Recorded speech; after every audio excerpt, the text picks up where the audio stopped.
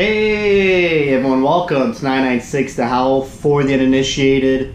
This is an unedited YouTube vlog discussing everything Arizona Coyotes, and boy, I mean, coming into this road trip, just no good news at all, no positives. Ranta is on injured reserve, so they have to recall Hunter Miska, which if you watch my Tucson videos, I'm very fond of Miska, but obviously it's a joke.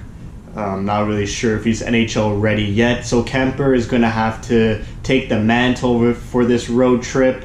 Defense kind of banged up coming into this game against Philadelphia.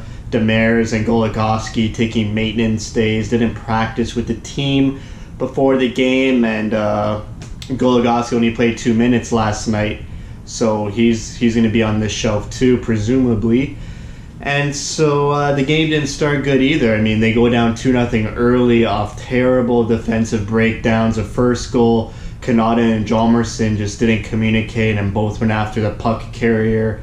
And the guy no one was covering alone in front against Kemper, and he roofs it. Second goal, a scramble in front of the net. Couple goals looked the exact same like this goal. Just the pucks around Kemper. No one could really throw a body down or know where the puck is, and the puck just finds its way in the net. So they're down 2-0. Terrible start, miserable start. I was ready to just leave the game because, I mean, I knew this road trip was going to be bad, but I didn't want it to start so terribly right away. But they battled back. They got a power play. OEL with a point shot finds its way in. It was 2-1.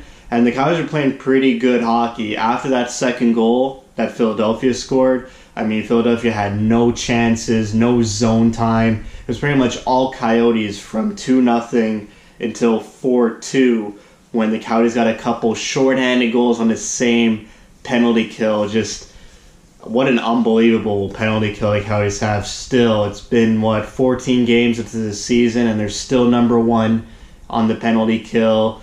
They have 9 shorthanded goals. Incredible numbers. Grabner and Richardson just continue to surprise me. I mean, I think I'm finally bought in that this team has a great penalty kill. I thought, before the last couple games, I thought it was just because the Coyotes didn't play much hockey. Maybe they're not in the penalty kill as much, so maybe their numbers were skewed. But I believe it. They really know how to box out the other team, and I'll give them grade A opportunities, and they also score goals, like I said. So penalty kill, great job. So it was 4-2 going into the third period, and it was the old Coyotes just brought back a lot of memories. They basically turtled the whole period. Yeah, they had 1 or 2 grade A chances against Elliott, who replaced Pickard, but man, Philadelphia came on strong. Coyotes really didn't have an answer. It felt like the whole game was in the Coyotes, the whole period was in the Coyotes' end, and then the Coyotes were just fighting to get the puck out. It was like Philadelphia was on a power play for the whole third period. It was the third goal, crashed around Kemper in the net. It was 4-3. Then with about 2 minutes to go, OEL with a terrible offensive pass against the ice, against the grain, east to west pass with 2 minutes left in the game. You can't do that. That was such a heartbreaker. I think it was Dale Weiss on the breakaway scores past Kemper, and then they go to overtime, and right away Kevin Connaughton loses body position on Voracek, and Voracek dishes it off, and the guy scores, and they lose 5-4 in OT. They got the point, yes. I mean, being down 2-0, and with the start the Coyotes had, they probably didn't even deserve to get a point.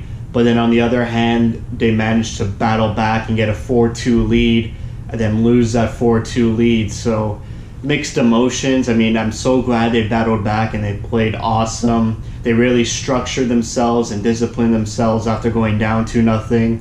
They played within their system until the third period, and then I'm not sure what happened in the third period. Against Carolina, the same thing happened, where they kind of go into defensive mode a bit too much, and it's just relentless attack from the opposition. I wonder what Tocchet says to the team in intermission, or what he does in the third period to tell his guys, play it safe for the next 20 minutes. Doesn't seem right. It doesn't seem like Rick Tocchet.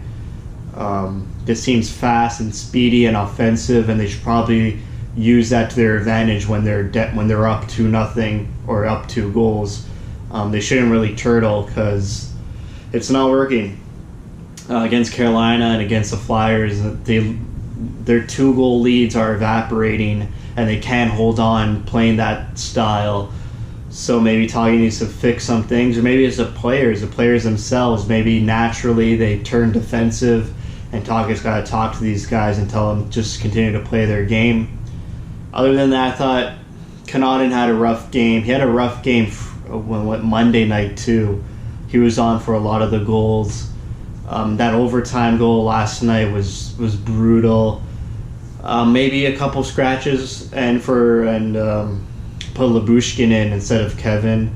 I think Connaughton should probably sit a game or two, just get a breather. I know they were down to 5 defensemen last night because of Goligoski, but just some inexcusable mistakes by Connaughton. I thought Osterley played great. I thought he really took advantage of the team only being down 5 D-men, and he really showed, he could be relied upon. Great defensive plays and great offensive plays too. Great passes as well. Great breakout passes. Reminds me of just like a younger OEL. So a couple of mistakes, and what are you gonna do? They got a point. They're still 2 points out of the wild card, but Colorado and Winnipeg are holding the wild card spots, so those are tough customers. Calgary still got games in hand. They got 14 games played. Most teams are at 16 or 17 by now. So they got a rough road trip still ahead of them with Pittsburgh and Washington. And then they come home to Nashville and Boston. So next 5 games are going to be tough. We need to stay strong for the team, and the team needs to stay strong for themselves. And they just got to get back at it. Hopefully Chychrun comes back from one of these next few games, because we really need some good news on the injury front. So that's it for me. Thank you for watching. Thank you for your support.